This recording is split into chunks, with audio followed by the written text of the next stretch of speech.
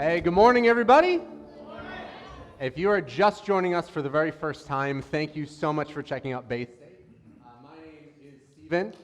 Oh, did I just unplug that? There we go. My name's Stephen, one of the pastors here, and I just want to say, I love our church. So, little moments that people don't see, like if you've just been coming for a couple weeks and you're kind of like, okay, get in the rhythm, like I'm here a couple minutes before service and stuff, and then music goes, and like you're just kind of forward facing this way for most of a service. The things that happen in the back that you don't see. I walked up to Matt in the back, and so I have a battery pack in the back right here, and it's supposed to shine a green light when it's working. And like sometimes it's hard to see, like I'm like a dog with like he's trying to chase his tail, like I'm trying to make sure it's on. And so I just need somebody to cover my 6, right? And so I go back to Matt and I go, hey, is my butt green? And then Matt, without hesitation, just grabs the pack, like just slides it out and just looks at it, and he replaces the batteries. While he's replacing the batteries and I'm like this, Micah's in the back, and Micah turns and goes,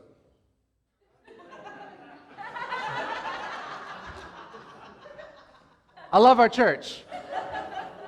But these are the little things, but I'm actually going somewhere with this, I promise. But last week we talked a lot about this idea of who's in your corner.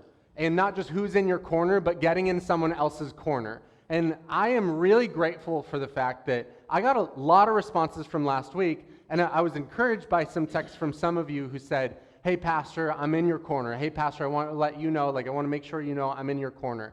And I'm really grateful for that, but something I want to challenge you on is just this idea that I am really blessed that like we have a church that loves each other, that loves God, loves each other, and I love that you love me. My desire is that you would look for the people who don't have somebody in their corner. Like that's what this is about. And if you are one of those people, I also want to let you know that like we have people who want to be in your corner, but part of that also is taking the step of saying, hey, I want to grow. I want to be on this journey following Jesus. I'm looking for community, and so we try to make as many opportunities for you to step into that as possible. And today and next week, we actually have steps for you. And so if you're somebody who maybe you're not sure if somebody's in your corner, today, right after service, we're doing a membership class. And that's your opportunity to say, not only am I wanting to go on this journey with Jesus, but I want to do that with this community. That's what it's saying. And so we want to be in your corner. And I'm asking our people, if you're a member of Bay State, you've been here for a while, be on the lookout for people who are newer and who are looking for somebody to go through this journey with. But if you are newer, I'm telling you, here's a step for you. Go to the membership class. Everybody hear me? And if you're also a follower of Jesus, but you're like, man, I've just like haven't really been super committed. The other thing I want you to know is next week we have baptism. And baptism, I can't think of a better way than to see people get in your corner than when you decide, I'm going all in with Jesus. I'm going public with my relationship with Jesus. And you get to see a church full of people surrounding you who are supporting and celebrating your step into baptism. Rob, that was like a weaker amen. That was like a 6 on your amens. But I want to make sure that you know that there are people who want to be in your corner, that there are people who need somebody in their corner, but the way that you take that step is by taking the steps that we're giving you to step. Does that make sense? So the next step, let's do it, right? So if you're newer to our church, here's what I want you to know. We're in the 3rd week of a sermon series called Visions. We're walking through a book of the Bible called Daniel. Daniel has a number of different players, a number of different characters, but in the background of all the stories that we've gone through, there's been kind of this looming figure every single week. That he's actually the figure who's driven all the tension in the story. He's actually the figure who's also inspired all the growth in the other characters in the story. That he's kind of driving the plot. And honestly, up until where we're at in the story of Daniel, which we're about halfway through like the narrative part of Daniel, you could argue he's the main character. And that character, that figure, is this king named Nebuchadnezzar. So far in the story, he's led an invasion of the Israelite people. He's kidnapped children and indoctrinated them into his religion and philosophies. He's ordered the death of his entire staff, and the only reason they didn't all die was because Daniel had some quick thinking and saved them. He demanded people worship a statue of himself, or if they didn't, they'd be burnt to death. And he's made decisions that have gotten his own soldiers killed, and we're only like 3.5 pages into the story. Like, that's it. That's a lot to happen all in this one piece. But in our story, Nebuchadnezzar, his story is about to change severely. See, chapter 4, if you have a Bible, I want you to open up to chapter 4 of Daniel. Chapter 4 is one of the most interesting passages in the entire Bible. Because in chapter 4, we go from kind of focusing or looking through the perspective of Daniel or Shadrach, Meshach, and Abednego, some other Israelites who were in with Daniel in this journey through this enemy territory. In chapter 4, we actually have the villain, the tyrant, the bad guy of the whole story. He takes the pen and starts writing from his perspective. And this is what it says, Daniel chapter 4.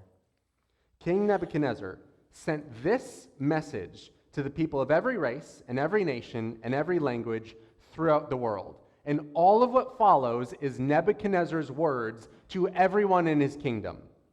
Peace and prosperity to you. Now, if you had been in his kingdom for very long, this is like tonal whiplash. Because the last 2 letters that you would have gotten from Nebuchadnezzar were in the previous chapter. In the previous chapter, Nebuchadnezzar sent out this decree and said, hey, I've built this giant statue. It's gold, 90 feet tall, 9 feet wide, and I want you to worship this statue. And if you don't, you're going to be burnt to death, burnt alive in a furnace. Then the next letter you would have gotten from Nebuchadnezzar was this letter after Nebuchadnezzar had seen 3 guys be rescued from that same furnace.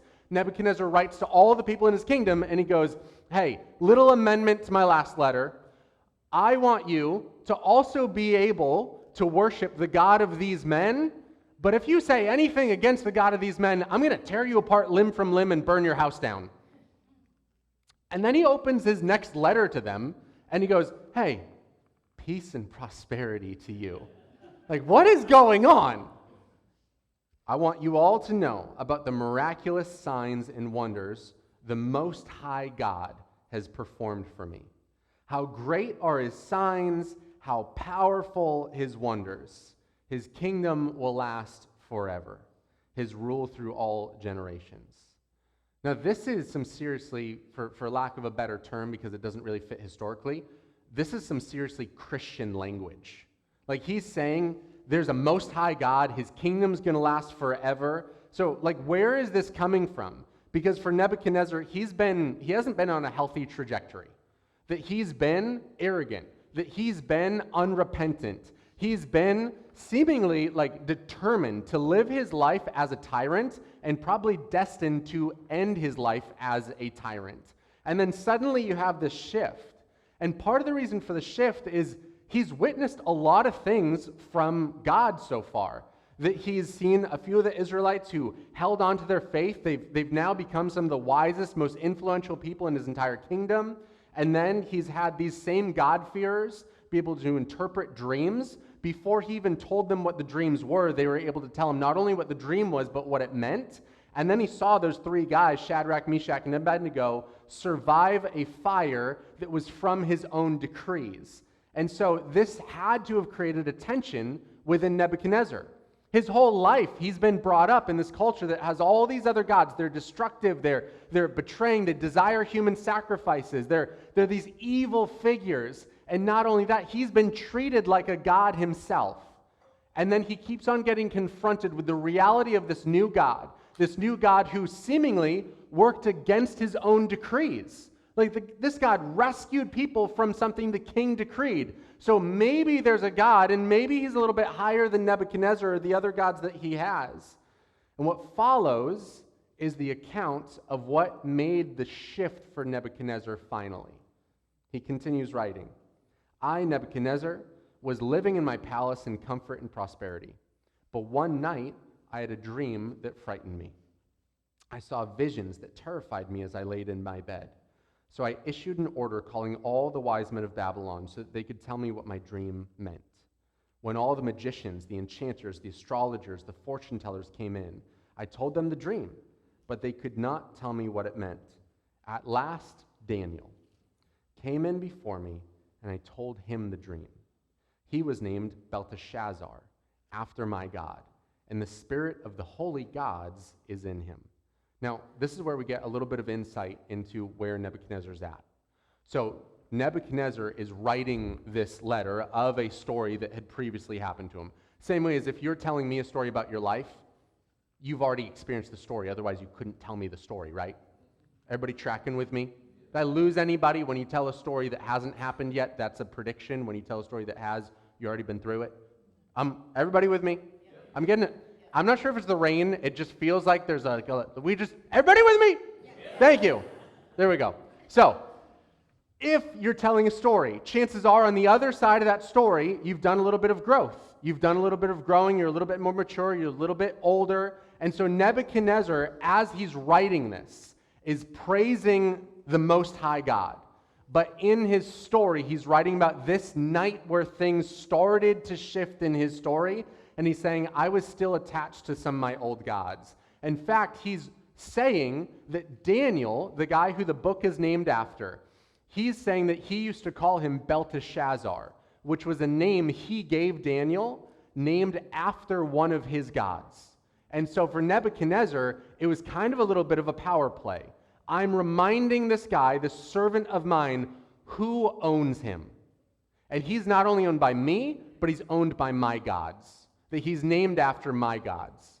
And so for Nebuchadnezzar, he's saying, even though, like I saw Daniel and there was some divine presence within him, Nebuchadnezzar had kind of done this hybrid spirituality, where he still recognized, like, there's something seriously real about what Daniel's doing. He's interpreting dreams, all these miracles are happening, but I don't know that that God for Daniel is separate from my pantheon of gods that I have. So he's kind of mixed some of these things in together, that Daniel had a divine presence at work within him, but Nebuchadnezzar isn't ready to say that that is the only God at work. And then, verse 9, I said to him, Belteshazzar, chief of the magicians. And I just want to pause right there real quick too. We're not going to pause as often as we go, just so you know. We're doing a lot of pauses in the first few verses. But he calls Daniel, and he points out that Daniel was chief of the magicians. I just want to say, don't ever believe that God can't use you where you are. Daniel's job was to be the chief magician. He was in charge of the magicians. He was over all the magicians. If J.K. Rowling wrote a book about Daniel's life, and maybe she added a pair of glasses and a little lightning bolt on his forehead or something, half the Christians in the room wouldn't let their kids read Daniel's story. But Daniel, despite having this title, having this job as chief magician, is able to influence the most evil, dark empire that had ever existed up until this point. That Daniel is being willing to be used by God for the sake of God's kingdom to change the hearts and lives of people who are dead set against that God. Don't tell me that God can't use you in your workplace, that God can't use you in your family, that God can't use you right where you are. God can. You can leverage where you are for God's kingdom. Because I've seen so many people who've walked away from opportunities to make a difference in the lives of people who feel far from God but close to them. I've seen people who've walked away from opportunities to work at a school because they say, well, the school doesn't openly let me share my faith with students, so I'm going to go somewhere where I can openly practice it. Awesome! But now you have no influence in that school at all. And I know this is probably bugging somebody in the room that I even said that. I had at my last church. I always say that when it's something that's a bad moment, right? At my last church. My last church, I had a family come up to me as a couple because one of our locations we were doing a foster care night. And this couple came up to me and they said, hey, I'm not really comfortable with the fact that we're doing a foster care night because did you know that if you're a foster parent, according to the state, you have to affirm if somebody is like a trans kid or dealing with gender identity issues. I was like, you're right. So we should just not be an influence at all for people who are far from God. We should just fully step out of that.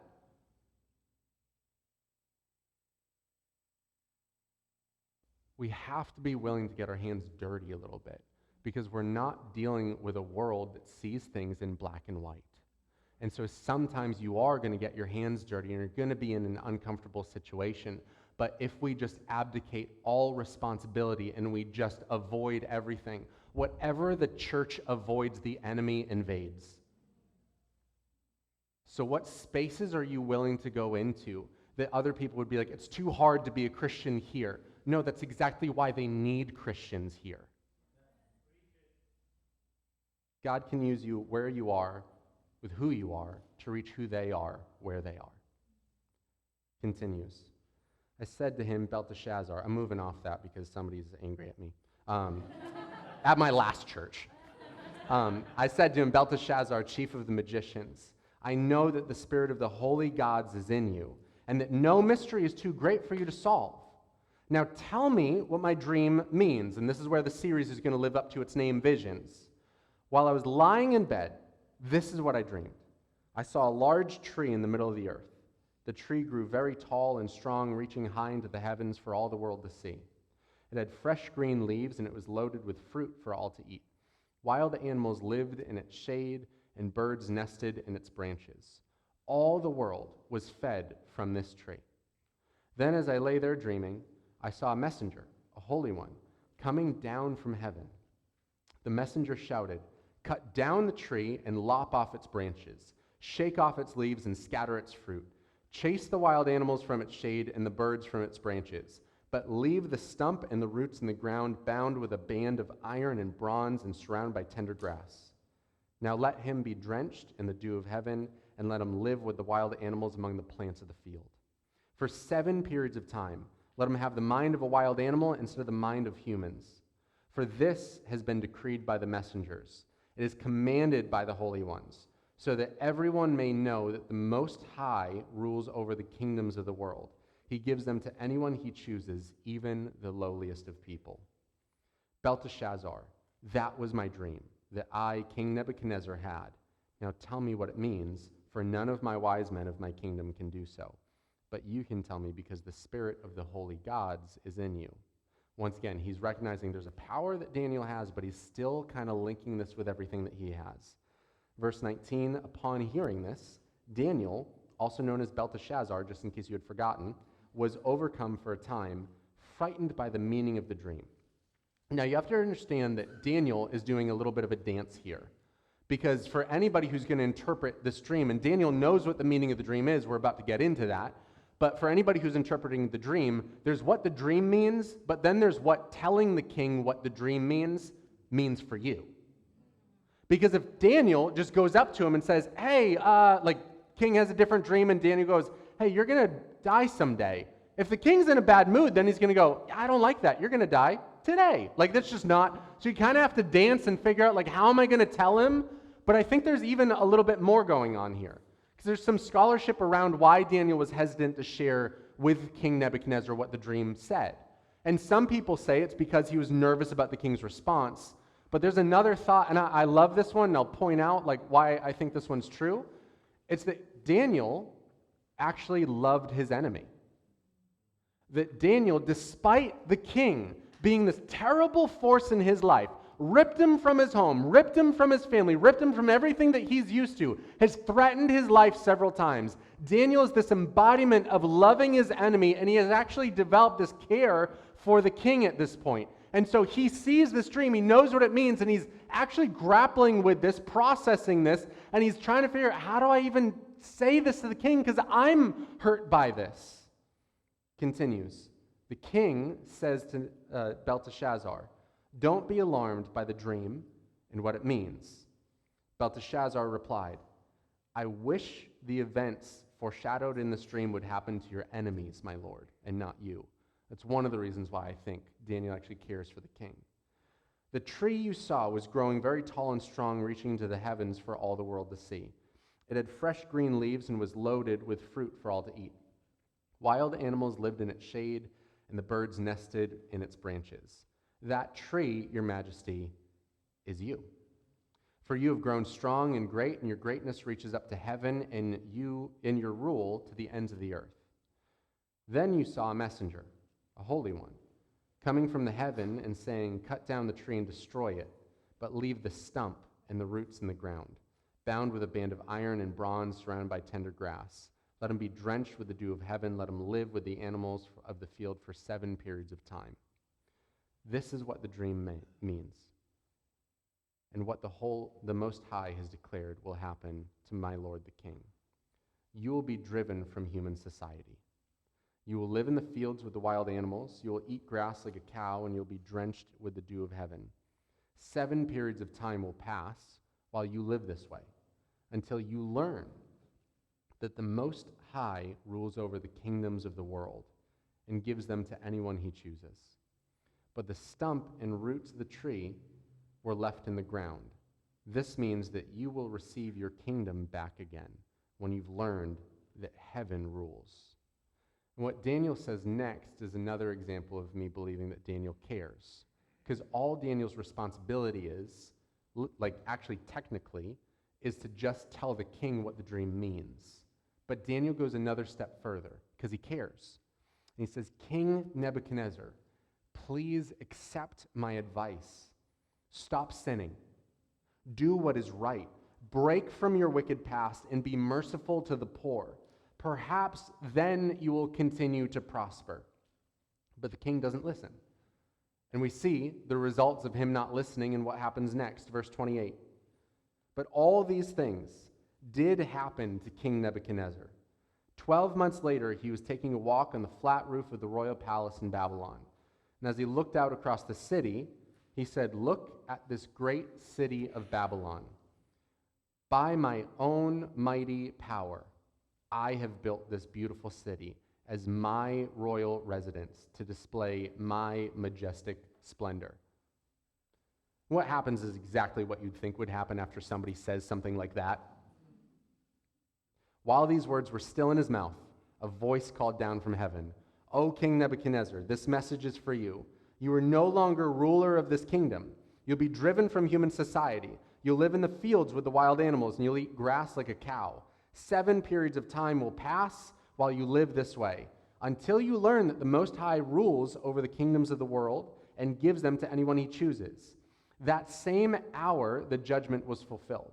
Nebuchadnezzar was driven from human society. He ate grass like a cow. He was drenched with the dew of heaven. All that means is that every day he would wake up in the field. Like, he's not sleeping in a bed.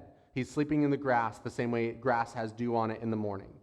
He lived his way until his hair was as long as an eagle's feathers and his nails were like bird's claws. After this time had passed, I, Nebuchadnezzar, looked up to heaven. My sanity returned. And I praised and worshiped the Most High and honored the one who lives forever. His rule is everlasting. His kingdom is eternal. Keep in mind, this is Nebuchadnezzar writing this. This isn't Daniel going, and after this, everything was great. This is the king who destroyed Jerusalem, is writing, and he goes, after this, I was humbled. I changed. All the peoples of the earth are nothing compared to him. He does as he pleases among the angels of heaven and among the people of the earth. No one can stop him or say to him, what do you mean by these things? When my sanity returned to me, so did my honor and glory and kingdom. My advisors and nobles sought me out, and I was restored as head of my kingdom, with even greater honor than before. Now I, Nebuchadnezzar, praise and glorify and honor the King of heaven. All his acts are just and true, and he's able to humble the proud. That's chapter 4. It was about 7 years ago, the day after Christmas. I was at my sister's house, and we had a bunch of family over, and despite the fact that we had a bunch of family over and it was around the holidays, this wasn't a holiday party. There was no kids around, and in fact, we had brought in somebody that none of us knew into the living room, and we sat in a circle because what was actually going on was we were meeting with a group that we had hired who does interventions. I had a family member, and I've shared this with you guys before, but addiction runs pretty deep in my family. And we had a family member who, she needed help. And so we sat around and we kind of organized who was going to kind of lead the discussion. Several of us ended up taking a couple hours to write out our thoughts and things that we were going to read to this person because we cared for them. And we ended up locating where this family member was. She was actually at the house of this biker dude named Butch. I'm not making that up. It sounds like it's from a movie, like a really bad movie, but like that's real. And so we located her, and I was also amazed at how fast our family found her. Like, I was just like, I don't know what intelligence agencies my family works for, but if Jason Bourne was related to them, there wouldn't be 4 of those movies. But so we located her, found her, and so went to that house, confronted her, met with her, shared with her how much we cared about her, that we loved her, read kind of these stories of memories that we had with her and who we know she wants to be and how this addiction was robbing her of who she wanted to be. All these things. And so finally, at the end of that meeting, after kind of pleading with her, pleading our case, her being angry that we confronted her, but then kind of coming around to this, her crying, us crying, she said, I want to get help. And so we got her into this rehab clinic, and she'd have all the help she needed. She'd have the best doctors. She'd have people around her who were on the same journey, same path, same goals, everything that you would think you would need for change. And after a couple days, she wanted out. She wanted to go back to alcohol. She wanted to go back to her old life. And if you have walked through that type of scenario with somebody that you care about, you understand some of the frustration. That you want something so good for somebody so bad, and then nothing changes. Or maybe the same thing can happen spiritually. That maybe you're a follower of Jesus and you have a friend or family member who started checking out our church or started to pray to God or talk about God, and they're like, I'm trying to figure this out. You want something so good for them so bad, and then it doesn't stick. Or maybe you've experienced this yourself where you've wanted something so good so bad for yourself. That you've wanted to change, you've wanted to maybe start a faith journey, or maybe you're on a faith journey and you keep on having this cyclical behavior that holds you back, and you're wondering, how do I actually get over this thing? How do I really change? Because if you've dealt with any of those things, I think the question it makes all of us ask is, how does real change really happen? This story of Nebuchadnezzar, I think, gives us an answer. That all I want to do for all of us in the room is just give you 2 simple truths around change. How do we find real transformative change? How do we experience that? How do we help people towards it? And they're really simple truths, but if you don't get your mind around this, you'll be stuck in the same scenario. And the first truth is this: you can't just want change. You can't just want change. Nebuchadnezzar hears this story, he hears the dream, and he doesn't want destruction, but he's also unwilling to really change who he is or his own beliefs. He even refers to Daniel before and after Daniel telling him the dream as Belteshazzar, basically saying, yeah, your God's kind of a part of what I'm doing, but I'm not submitting to this thing. I'm not changing anything at all. And I think all of us, when it comes to change, we've all said or even heard these things, I wish it could be different. Or I wish I could be different. Or I tried to change, but ... Spiritually, you might have heard or said one of these things. I'd like to be more spiritual. I'd like to go to church more. I'd like to be more committed. I like the idea of a connection with God. Or I gave it a shot, but it just wasn't for me. That last line, I think, is really revealing, because it's just not for me, reveals what you think this is. Here's what I want you to know. The Christian faith is for you. The God of the Bible is for you. Jesus Christ is for you. But the reality, the harsh reality is, it's not about you. So if you're constantly waiting to commit to God until He's about you, you're going to miss out on the better news that there's a God who's over everything, everything's about Him, and He is for you. So if you're constantly waiting for God to be a little bit more convenient, or for faith to not be super costly to you, or for your other pursuits to not be as attractive, you're never going to experience the real change that God can deliver for you, because you want God to always be about you. Nebuchadnezzar has this disturbing dream. He seeks insight. He seeks understanding. He doesn't want destruction. And then Daniel interprets the dream, and Daniel gives him this piece of advice.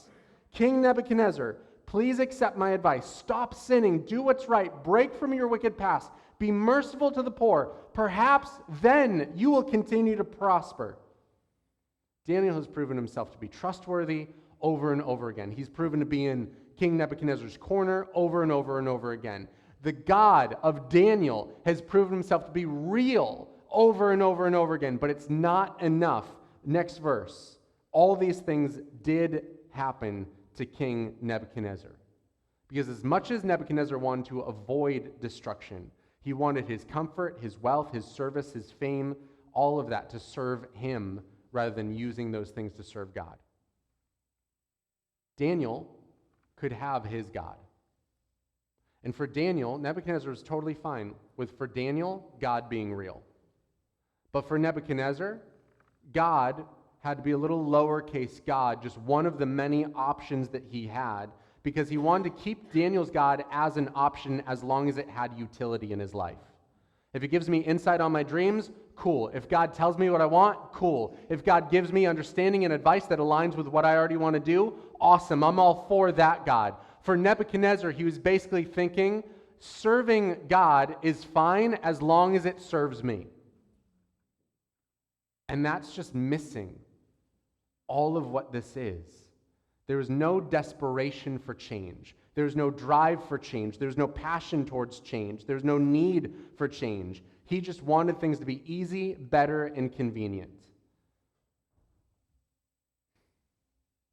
You will never experience the fullness of the change that Jesus wants in your life if all you do is you kind of want some Jesus sprinkled in. Here's the truth. You can't want your way to a godly life. You can't want your way to a healthy marriage. You can't want your way to high character. You can't want your way to God because you can't just want change. This other principle is that you need to need change. The biggest hurdle from people experiencing real change in life or not is understanding that it can't just be that I'd like to change, it's that I need to change some things in my life. The biggest thing that will cause somebody to walk into a church and hear about Jesus versus really experience Jesus and be fully changed by him is going from whether or not they just want a little Jesus sprinkled in, or if I realize I need Jesus. Like, do you actually believe that your family needs Jesus? Your marriage needs Jesus? Your friends and family need Jesus? That you need Jesus? Because the issue is that we have a wealth of other options we can go to experience some level of comfort or peace or a little bit of calm. And so if you just want a little guidance, you can find that anywhere. And if all you want is some guidance, you're going to go to really convenient truths from easy places to find it. If all you want is just a little peace, then you can find a little peace and you'll be comfortable on the chair in front of the TV rather than seeking the God who can bring you comfort no matter where you're at in life. But if you realize, I need Jesus, he will drive you past all of those little conveniences to find the real source of truth and peace and hope and love. But you need to need him. If you're a follower of Jesus in the room, your need for Jesus didn't go away when you decide to follow him. You need the same thing that the people in your life who don't believe in Jesus need. You need Jesus. Like, that's the source. That's the way to grow. That's the path. Like, all the knowledge is great. All the verses are great. But the thing you need is a relationship with this God. And that only comes through Jesus. Matthew 19. Then Jesus said to his disciples, I tell you the truth, it's very hard for a rich person to enter the kingdom of heaven. I'll say it again. It's easier for a camel to go through the eye of a needle than for a rich person to enter the kingdom of heaven. And obviously there Jesus is talking about wealth. But we have a wealth of other things in our life that can distract us and cause us to not experience the fullness of the change that God wants to deliver into your life. So you could just insert, it's harder for a person with a phone to spend 20 minutes with God uninterrupted. So what's worth it to you? It's harder for people with access to unlimited information to prioritize the information in Scripture. It's harder for people with so many comforts to get uncomfortable and sacrifice for others. It's harder for someone with everything to see why they might need to give up anything. I have a friend named Al. He's in his late 50s. Dude has lived a life. Stories he tells, he was in gangs, he's been shot at people, all this. Not recently, just so everybody knows. Last time we were hanging out. No, I'm just kidding. But he's 28 or 29 years sober now. I got breakfast with him last year, and a lot of it was just to catch up, but part of it was also just to simply ask him, like, what really caused the change in your life? I find that really interesting. Like, what causes some people to experience radical change and then some people to struggle for a long time in the same battle over and over? Like, what's the final breaking point? Like, how do we break out of this? And what he said to me, I'll never forget, because this was just so insightful. He said, Stephen, I need to understand that, so for him, his battle was with alcohol. He said, I needed to understand that alcohol was my only problem. Everything else is just a situation. Car trouble, debt, a sick dog, relationship tension, those are all important, but they're just situations. They weren't my big problem. Because as soon as any of those other things became my problem, alcohol became my solution. As humans, we have one problem. We have one problem, and it's the sin that lives in each one of us. Let me point out, too, it's not the sin that lives in everyone else. My problem is the world is broken. No, your problem is you are broken, because the world isn't giving your spouse a headache, you are.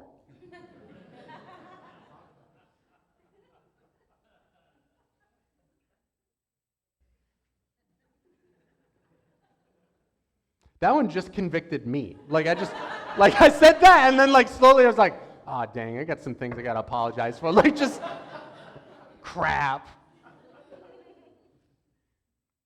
But that sin can take the form of pride or hate or jealousy, but those are all just different flavors of the same problem that all of us deal with. Sin. The selfish sin that lives in every single one of us. That is our big problem.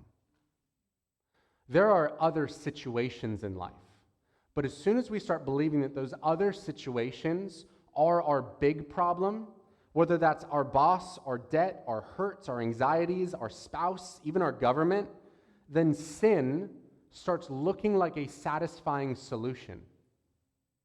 That I become justified. When all these other things are my problem, then I can become justified in my hate, because whoever they are to you, whether that's another political party, whether that's corporate, whether that's your bosses, whether that's immigrants, whatever. And we see this all over. I'm justified in hating someone else because they are my problem. If you're a follower of Jesus, you are never justified in hating anything outside of the sin that lives in you. If these other things are my problem, then I'm justified in my selfishness.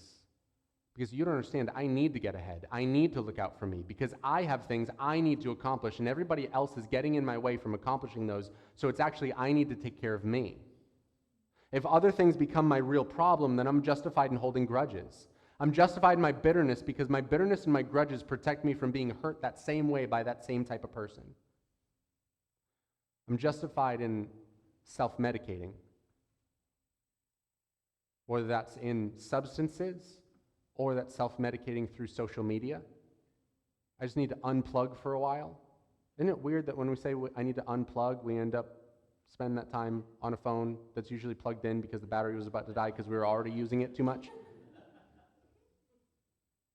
Or I'm justified in self-medicating through distractions. Let me just forget the world, disconnect from everyone and everything else, when we have a world that needs Jesus. See, Nebuchadnezzar kept going to grander and grander displays of his power, his authority, his wealth. He was trying to convince everybody that he was worthy of their praise, and that's why you almost see this escalating through the story, that he starts the story by just taking over other places. And then what he does is he brings people from those places into his kingdom. So now those people, it's not just that he conquered them, he's demanding that now he convinces them, I am your king and I am your God. And then he escalates even further. And he says, if nobody can do what I want them to do, I'll kill my entire staff. And Daniel rescues them. And then it escalates further, and he has a dream about this massive statue. And so then he builds a statue. And he says, all of you need to worship the thing that I built. Like, it was never enough to feed his pride. Because his problem in his understanding was, nobody understands how great I am. Nobody understands that I am the main character of planet Earth.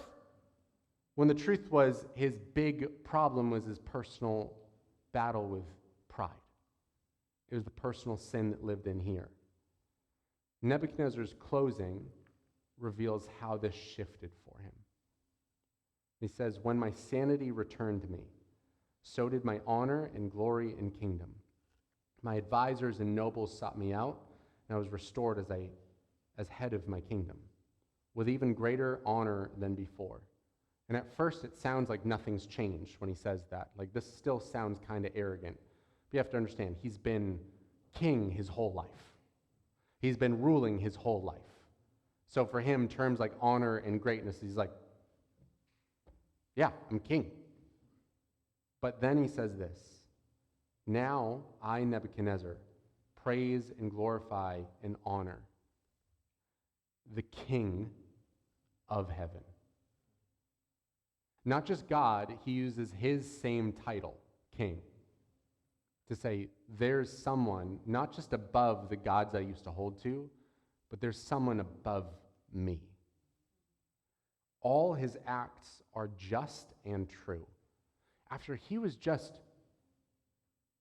lost his sanity, acting like an animal for we don't know how long. 7 periods of time is what it says. It could have been 7 days, could have been 7, we just don't know. And he goes, all of God's actions are just and true because he understands I needed to be humbled. He says, and he, God, is able to humble the proud. Sometimes God will give you exactly what you want to prove to you that that thing you thought you wanted wasn't a need. Sometimes God will take what you want to reveal what you really need. God will take from you or give to you whatever it takes to win your heart. So if you're in the room and you know you need change, stop wanting it. You need to need it. But the path to real change isn't a general, like, I need to change. You need the person of Jesus, because he's the bringer of change. He is the one who went from death to life. He's the one who brings people from spiritual orphans to spiritual children of God.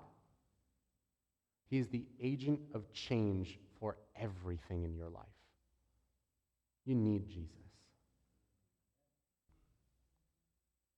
And if you prayed to God for change and he changed something, but he didn't change what you wanted to change, he changed what he knew needed to change, stop being angry at him. Trust that God might not have shown up the way you wanted him to, because he's really showing up the way he knows he needs to. Super quiet now. I'm going to bow your heads, close your eyes.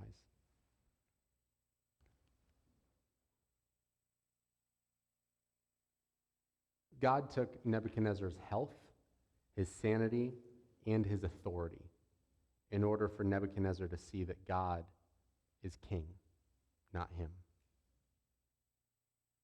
Here's the really good news. Jesus offers a much better deal. He's not trying to take your sanity. We've all been driven crazy by life sometimes. He's not demanding your health. But what he is asking is that you would recognize him as Lord. And what he's offering to take is your sin. If you're in the room and, man, maybe you've just been trapped by this feeling that nothing changes. Nothing is changing. You feel like you live the same 6 months over and over and over and over and over again. You feel like every year feels just like a repeat. You're just getting older. And you're wondering how much time there is left to change. Am I just destined to repeat this same period of time, the same life, the same season? In and out, same thing. I want you to know that there is change available. There's a God who brings light to darkness. He brings order to chaos. But what you need to do is actually ask him to step into the darkness. Ask him to step into the chaos. And he'll partner with you in the change that you're looking for, but there's going to be some hard work in there too. But he wants good for you. He wants your life to be filled with life, with hope and love and joy. But that only comes through submitting to him. Not running to every little thing that delivers a little taste of some joy, some peace, some hope. Look to him as the source. So if you want a relationship with that God, it only comes through Jesus. You're at the point where you say, I need Jesus. Perfect. Because that's where real change happens. Jesus lived the perfect life as an example to us of what it would look like if somebody lived their entire life in relationship with God. He died on a cross for our sin, yours and mine. Then he rose from the dead to conquer the power of sin and death.